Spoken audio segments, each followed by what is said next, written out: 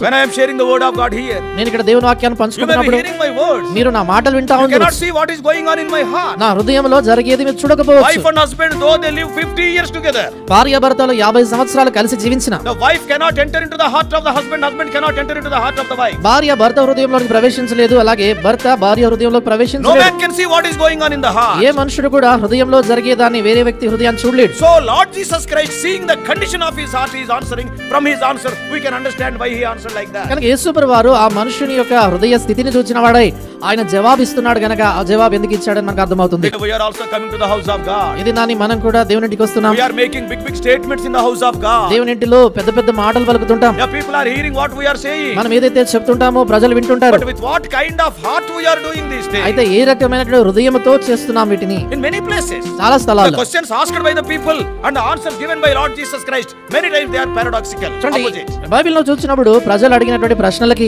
యేసుప్రభువు వారు ఇచ్చినటువంటి జవాబులు విరుద్ధంగా ఉంటాయి, వ్యతిరేకంగా అనిపిస్తాయి. In the case of table we were hearing, ఇందాకే బల సమయంలో విన్నాము, God will see the condition of our heart. దేవుడు మన హృదయ స్థితిని చూస్తాడు. When a person says something, ఓ వ్యక్తి ఏదైనా అన్నప్పుడు and you and I, we will hear what he is saying. నీవు నేను ఆ మనుషుడు పలికే మాటలు వింటాం. We can hear only those words. ఆ మాటలు మాత్రం But వినగలుగుతాం. what about Lord Jesus Christ? అయితే యేసుప్రభువు వారి విషయం వచ్చినప్పుడు He can ఏంటి? hear what you are saying and he can see why you are saying. ఆయన నువ్వు ఏం పలుకుతున్నావో వినడం మాత్రం కాదు, ఎందుకు పలుకుతున్నావో అనేది చూస్తాడు.